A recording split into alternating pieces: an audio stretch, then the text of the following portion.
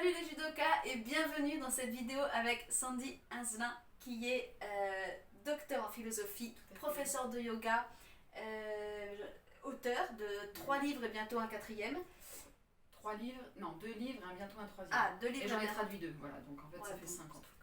Et spécialiste en bouddhisme. C'est d'ailleurs ce pourquoi j'ai été amenée à échanger bien souvent avec Sandy, parce que moi, grâce au judo, ça m'a ouvert un peu la porte, je dis bien un tout petit peu, parce que alors, vraiment je suis au niveau de la page blanche pour l'instant, mais du bouddhisme, en tout cas de ce que j'ai pu en entrevoir via le judo, et donc c'est grâce à ça que j'ai énormément changé avec Sandy, parce que ça me passionne. Juste avant de commencer cette vidéo, pensez à vous abonner, il suffit de cliquer sur le bouton rouge s'abonner et ça vous permettra de recevoir toutes les vidéos au fur et à mesure. Alors si vous n'avez pas encore rencontré Sandy, parce que je fais plusieurs vidéos avec Sandy, est-ce que tu veux bien te présenter en une minute? Mais je vais faire que reprendre ce que tu viens de dire, un docteur en philosophie spécialisé du bouddhisme tibétain, parce qu'effectivement ma thèse donc, portait sur un texte du bouddhisme tibétain. Professeur de yoga, la seule chose que je vais rajouter, c'est que je suis professeur d'un yoga tibétain, parce que justement pour moi c'était important d'avoir une pratique qui s'inscrit dans mes recherches plus théoriques et philosophiques, parce que mes recherches en philosophie sont très ancrées dans la pratique. Donc pour moi, c'est pas de la spéculation gratuite, mais c'est vraiment, j'aime bien dire, l'étude et la réflexion au service de la libération, de la paix intérieure. Donc c'est vraiment ça mon axe de recherche. Et puis non, voilà, ça suffit. Ouais, super. Alors aujourd'hui, une question très simple, c'est que nous, judokas, on est nombreux, malheureusement pas encore tous, mais on est nombreux à aller au Japon, découvrir le judo, et souvent c'est un peu une claque, ou en tout cas on a l'impression d'arriver sur une autre planète, et voilà, et on s'aperçoit que le mode de vie, la façon de penser, la façon de vivre est complètement différente, et du coup ça m'amène à une question qui est souvent posée, et dont j'ai pas toujours la réponse, c'est, il y a beaucoup de gens qui disent que le bouddhisme n'est pas une religion, c'est une philosophie, c'est une façon de vivre. Nous en tant que judokas, c'est vrai qu'on dit souvent le judo, ça devient notre façon de vivre. Est-ce que le bouddhisme, c'est une religion, c'est une philosophie, c'est une façon de vivre, c'est une culture? Oui.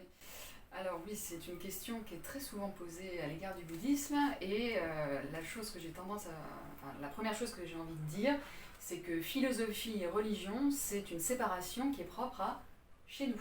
Ah, d'accord. Donc eux, il n'y a pas de différence entre philosophie et religion. Et ça, je trouve déjà que c'est très intéressant, même pour un miroir par rapport à notre propre culture. Bien sûr. Parce que nous, il y a une scission qui s'est faite à un moment donné, mais quand vous étudiez la philosophie grecque, il n'y a pas philosophie et religion d'un côté.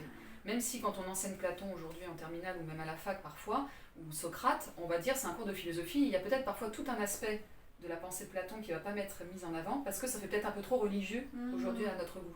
Mais en fait, chez nous, avant, il n'y avait pas cette séparation non plus. En Inde, bouddhisme ou même hindouisme confondu, on parle de darshana en sanskrit, et ça veut dire la vue.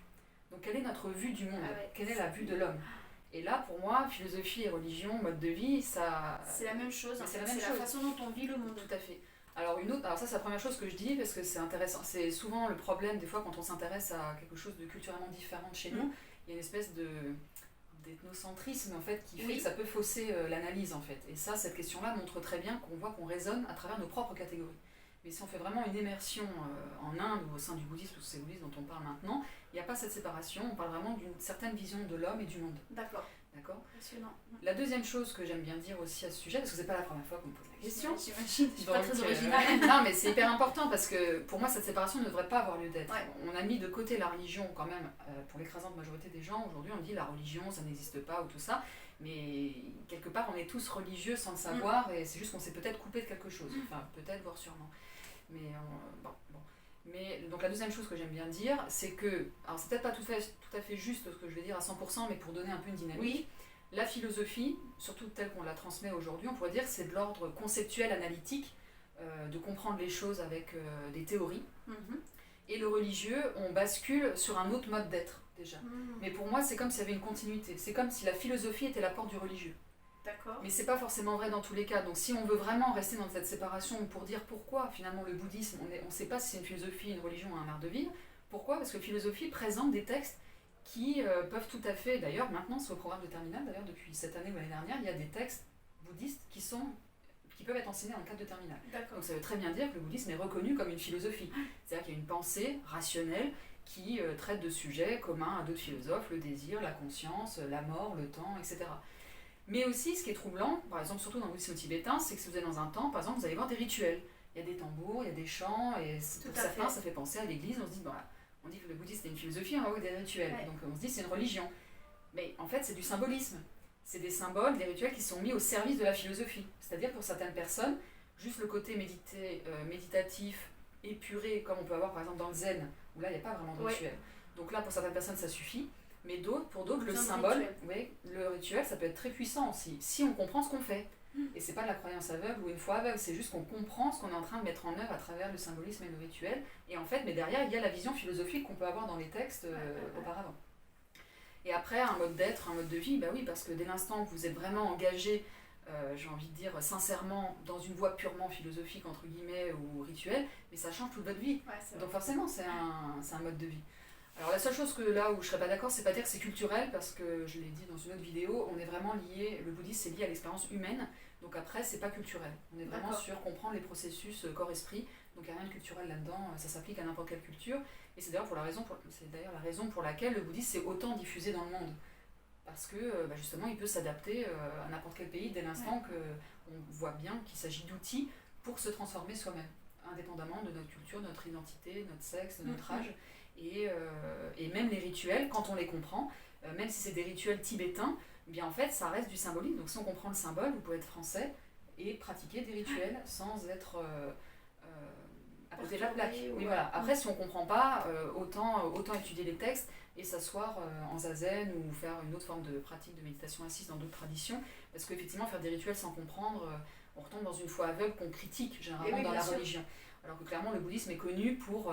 il y a peut-être ça aussi, on dit que le bouddhisme n'est pas une religion, soit parce qu'on dit qu'il ne faut pas croire, mais qu'il faut expérimenter. D'accord. Mais il y a quand même une forme de foi dans le bouddhisme, parce qu'il y a quand même des enseignements pour se dire mais qu'est-ce que tu me racontes, moi ça ne me parle pas.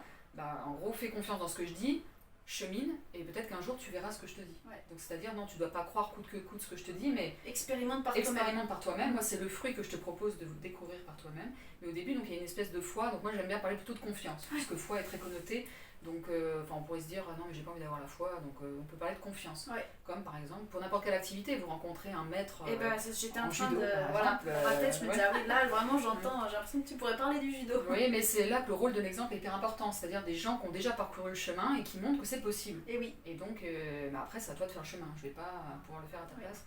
Donc ça c'est une chose. Et l'autre chose aussi c'est parce que le bouddhisme est reconnu pour ne pas parler de Dieu, de dire que Dieu n'existe pas. Donc c'est pour ça qu'il y a des gens qui ne savent pas trop finalement, comme nous on a tendance à associer religion à un Dieu, on se dit le bouddhisme n'est pas une religion. Alors après comment on définit religion, comment on définit Dieu. Et là on est parti pour une vidéo de 3 heures. Mais c'est très, ce qu'on peut dire c'est qu'effectivement on ne parle pas d'un Dieu, mais on ne dit pas que Dieu n'existe pas, c'est un certain Dieu, il y a certains... Après, c'est tout un univers qui s'ouvre, mais je vais rester sur ma première réponse que j'aime bien, c'est que philosophie-religion, c'est chez nous. Là-bas, ça n'existe pas.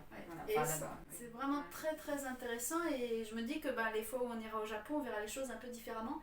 Et là où je peux comprendre, et du coup, même dans les visites de temples, etc., je me dis que j'aurai un regard différent, c'est que quand tu dis le symbolisme, il peut aider, mais du coup, si on ne le comprend pas, il n'a aucun intérêt. Et ça me fait vraiment penser, nous dans le judo on a beaucoup de rituels, le salut à l'entrée du tatami, le salut du professeur, le salut avant un combat, enfin là je parle des saluts, mais il y a beaucoup de rituels et on insiste beaucoup sur le sens de ce rituel parce que s'il était vide de sens et qu'on ne met pas une intention dans ce qu'on fait, ça aurait pas d'intérêt. Et en même temps c'est grâce à ce rituel, quelque part j'ai envie de dire j'ai pas forcément besoin de saluer pour respecter mon collègue, mon professeur ou mon dojo, mais ce rituel aide vraiment en fait à nous mettre sur la voie et... Donc ça me parle vraiment ce que tu dis sur Il y a quelque chose d'autre quand même qui se met en place. Et même si on ne comprend pas complètement, ce qu'on dit souvent dans le bouddhisme, c'est que ça plante des graines. Donc même si des fois on ne comprend pas tout, ça peut quand même malgré nous, malgré nous, mais dans le sens positif du terme, si le rituel est correct, il y a des choses aussi qui peuvent se passer et ouvrir l'esprit. Et parfois c'est en faisant que les choses tout à fait. Ouvrent. C'est un peu ce que tu as dit d'ailleurs, quand parfois même si on ne comprend pas trop ce qu'on nous dit, fais confiance, expérimente, et c'est là qu'il y a des choses qui peuvent naître. Tout à fait. Non, c'est passionnant, et pour finir, un dernier point qui m'a marqué aussi, c'est quand tu as dit art de vivre ou pas art de vivre, en tout cas, le fait est que quand on pratique, ça change notre vie. Voilà, ça les judokas se reconnaîtront, parce que c'est vrai que quand on aime le judo, et qu'on l'insère, au début c'est juste l'insérer dans son emploi du temps concrètement 2 soirs par semaine, et puis finalement d'insérer ça de plus en plus, ou en tout cas un certain rythme dans ces semaines, ça change notre quotidien, ça change notre façon d'être, notre façon de voir, notre physique, notre mental. Donc oui, après ça devient une... c'est là tout le temps en fait. Vous pouvez plus vous en séparer, à un moment donné c'est impossible de faire marche arrière. Eh bien, un grand merci Sandy pour ton temps, et à bientôt sûrement pour une autre vidéo.